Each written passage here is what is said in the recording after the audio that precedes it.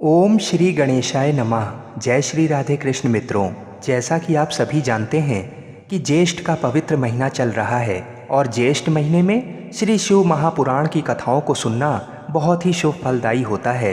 आज के इस वीडियो में हम आपको श्री शिव महापुराण के उस भाग की कथा को सुनाएंगे जिसमें यज्ञदत्त कुमार को भगवान शिव की कृपा से कुबेर पद की प्राप्ति हुई थी। तो आइए भगवान के चरणों का ध्यान करते हुए बड़े ही श्रद्धा और प्रेम से इस कथा को सुनते हैं। सूत जी कहते हैं, मुनीश्वरों, ब्रह्मा जी की ये बात सुनकर नारद जी ने विनय पूर्वक उन्हें प्रणाम किया और पुनः पूछा, भगवान, भक्त वत्सल भगवान शंकर कैलाश पर्वत पर कब गए और महात्मा कुबेर के साथ उनकी मैत्री कब हुई? परिपूर्ण मंगल विग्रह महादेव जी ने वहाँ क्या किया, ये सब मुझे बताइए। इसे सुनने के लिए मेरे मन में बड़ा कौतूहल है। ब्रह्मा जी ने कहा, नारद सुनो, चंद्रमौली भगवान शंकर के चरित्र का वर्णन करता हूँ। वे कैसे कैलाश पर्वत पर गए और कुबेर की उनके साथ किस प्रकार मैत्री हुई, ये सब सुनाता हूँ। कामपिल्य नगर में यज्ञदत्त नाम से प्रसिद्ध एक ब्राह्मण रहते थे जो बड़े सदाचारी थे। उनके एक पुत्र हुआ जिसका नाम गुणनिधि था। वह बड़ा ही दुराचारी और जुआरी हो गया था। पिता ने अपने उस पुत्र को त्याग दिया। वह घर से निकल गया और कई दिनों तक भूखा भटकता रहा। एक दिन वह नैवेद्य चुराने की इच्छा से एक शिव मंदिर में गया। वहां उसने अपने वस्त्र को जलाकर उजाला किया। यह मानो उसके द्वारा भगवान शिव के लिए दीपदान किया गया। तत्पश्चात वह चोरी में पकड़ा गया और उसे प्राणदंड मिला। अपने कुकर्मों के कारण वह यमदूतों द्वारा बांधा गया। इतने में ही भगवान शंकर के पार्षद वहां आ पहुँचे और उन्होंने उसे उनके बंधन से छुड़ा दिया। शिव गणों के संग से उसका हृदय शुद्ध हो गया था, अतः वह उन्हीं के साथ तत्काल शिवलोक में चला गया। वहाँ सारे दिव्य भोगों का उपभोग तथा उमा महेश्वर का सेवन करके कालांतर में वह कलिंग राज अरिंदम का पुत्र हुआ। वहाँ उसका नाम था दम। वह निरंतर भगवान शिव की सेवा में लगा रहता था। बालक होने पर भी वह दूसरे बालकों के साथ शिव का भजन किया करता था। वह क्रमशः युवावस्था को प्राप्त हुआ और पिता के परलोक गमन के पश्चात राज सिंहासन पर बैठा।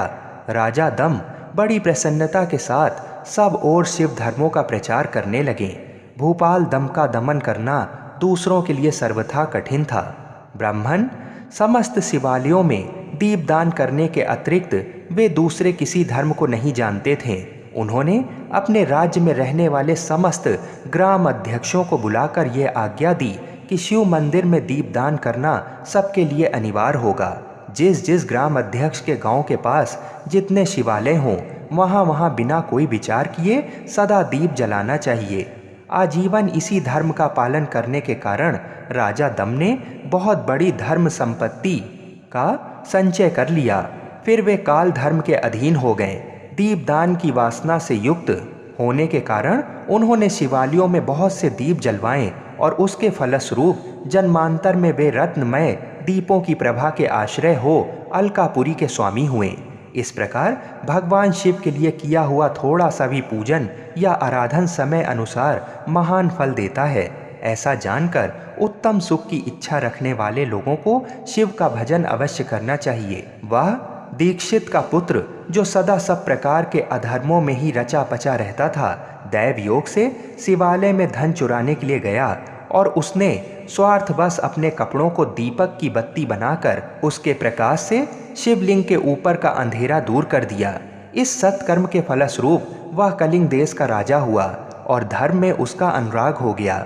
फिर दीप की वासना का उदय होने से शिवालयों में दीप जलवाकर उसने ये दिक्पाल का पद पा लिया।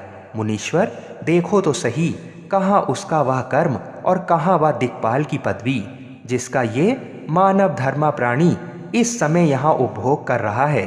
तात, ये तो उसके ऊपर शिव के संतुष्ट होने की बात बताई गई। अब एक चित्त होकर ये सुनो कि किस प्रकार सदा के लिए उसकी भगवान शिव के साथ मित्रता हो गई। मैं इस प्रसंग का तुमसे वर्णन करता हूँ। नारद, पहले के पद्म कल्प की बात है। मुझ ब्रह्मा के मानस पुत्र पुलस्त से विश्रवा का जन्म हुआ और विश्रवा के पुत्र वैश्रवण कुबेर हुए। उन्होंने पूर्व काल में अत्यंत उग्र तपस्या के द्वारा त्रिनेत्रधारी महादेव की आराधना करके विश्वकर्मा की बनाई हुई इस अलकापुरी का उपभोग किया। जब वह कल्प व्यतीत हो गया और मेघवाहन कल्प आरंभ हुआ, उस समय वह यज्ञदत्त का पुत्र, जो प्रकाश का दान करने वाला था, कुबेर के रूप में अत्यंत दुस्सह तपस्या करने लगा। दीपदान मात्र से मिलने वाली शिव भक्ति के प्रभाव को जानकर वह शिव की चित्त प्रकाशिका काशिकापुरी में गया और अपने चित्त रूपी रत्नमय प्रदीपों से 11 रुद्रों को उद्बोधित करके अनन्य भक्ति एवं स्नेह से संपन्न हो वह तन्मयता पूर्वक शिव के ध्यान में मग्न हो निश्चल भाव से बैठ गया। जो शिव की एकता का महान पात्र है, तप रूपी अग्नि से बढ़ा हुआ है, काम क्रोध आदि महाविघ्न रूपी पतंगों के आघात से शून्य है, प्राण निरोध रूपी वायु शून्य स्थान में निश्चल भाव से प्रकाशित है, निर्मल दृष्टि के कारण स्वरूप से भी निर्मल तथा सद्भाव रूपी पुष्पों से जिसकी पूजा की गई है, ऐसे शिवलिंग की प्रतिष्ठा करके वह तब तक तपस्या में लगा रहा जब तक उसके शरीर में केवल अस्थि और चर्म मात्र ही अवशिष्ट नहीं रह गए। इस प्रकार उसने 10,000 वर्षों तक तपस्या की। तदनंतर विशालाक्षी पार्वती देवी के साथ भगवान विश्वनाथ कुबेर के पास आए। उन्होंने प्रसन्न चित्त से अलकापति की ओर देखा।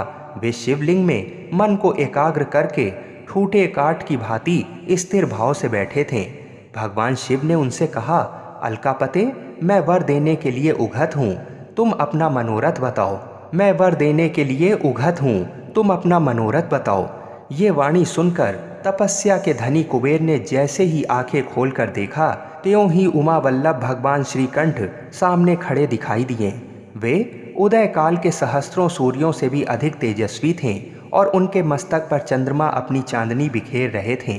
भगवान शंकर के तेज से उनकी आंखें चौंधिया गईं, उनका तेज प्रतिहित हो गया और वे नेत्र बंद करके मनोरथ से भी परे विराजमान देव देवेश्वर शिव से बोले, नाथ, मेरे नेत्रों को वह दृष्टि शक्ति दीजिए जिससे आपके चरणारविंदों का दर्शन हो सके। स्वामिन, आपका प्रत्यक्ष दर्शन हो, यही मेरे लिए सबसे बड़ा वर है।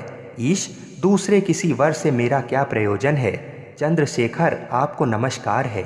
कुबेर की ये बात सुनकर देव आदि देव उमापति ने अपनी हथेली से उनका स्पर्श करके उन्हें देखने की शक्ति प्रदान की।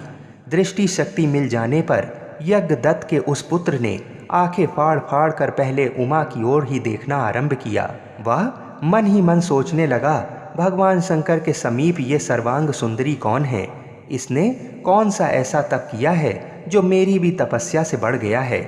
ये रूप, ये प्रेम, ये सौभाग्य और ये असीम शोभा सभी अद्भुत हैं।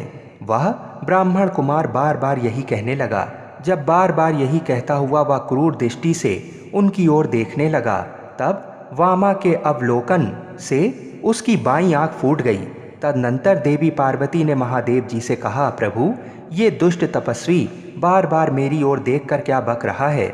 आप मेरी तपस्या के तेज को प्रकट कीजिए। देवी की ये बात सुनकर भगवान शिव ने हंसते हुए उनसे कहा, उमे, ये तुम्हारा पुत्र है। ये तुम्हें क्रूर दृष्टि से नहीं देखता, अपितु तुम्हारी तपह संपत्ति का वर्णन कर रहा है। देवी से ऐसा कहकर भगवान शिव पुनः उस ब्राह्मण कुमार से बोले, वत्स, मैं तुम्हारी तपस्या से संतुष्ट होकर तुम्हें वर देता हूँ। तुम निधियों के स्वामी और गुहाकों के राजा हो जाओ। सुव्रत यक्षों, किन्नरों और राजाओं के भी राजा होकर पूर्ण जनों के पालक और सबके लिए धन के दाता बनो। मेरे साथ तुम्हारी सदा मैत्री बनी रहेगी और मैं नित्य तुम्हारे निकट निवास करूँगा। मित्र, तुम्हारी प्रीत बढ़ाने के लिए मैं अलका के पास ही रहूँगा। आओ, इन उमा देवी के चरणों में साष्टांग प्रणाम करो, क्योंकि ये तुम्हारी माता हैं। महाभक्त यज्ञदत्त कुमार, तुम अत्यंत प्रसन्न चित्त से इनके चरणों में गिर जाओ। ब्रह्मा जी कहते हैं, नारद, इस प्रकार वर देकर भगवान शिव ने पार्वती देवी से फिर कहा, देवेश्वरी, इस पर कृपा करो। तपस्विनी, ये तुम्हारा पुत्र है। भगवान शंकर का ये कथन सुनकर जगदम्बा पार्वती ने प्रसन्न चित्त हो यज्ञदत्त कुमार से कहा, वत्स, भगवान शिव में तुम्हारी सदा निर्मल भक्ति बनी रहे। तुम्हारी बाईं आंख तो फूट ही गई है, इसलिए एक ही पिंगल नेत्र से युक्त रहो। महादेव जी ने जो वर दिए हैं वे सब उसी रूप में तुम्हें सुलभ हों। बेटा, मेरे रूप के प्रति ईर्ष्या करने के कारण तुम कुबेर नाम से प्रसिद्ध होगे। इस प्रकार कुबेर को वर देकर भगवान महेश्वर पार्वती देवी के साथ अपने विश्वेश्वर धाम में चले गए। इस तरह कुबेर ने भगवान शंकर की मैत्री प्राप्त की और अलकापुरी के पास जो कैलाश पर्वत है वह भगवान शंकर का निवास हो गया। बोलिए शंकर पार्वती भगवान की जय। मित्रों, अगले भाग की कथा को सुनने के लिए हमारे चैनल को अवश्य सब्सक्राइब करें। जय श्री राधे कृष्ण।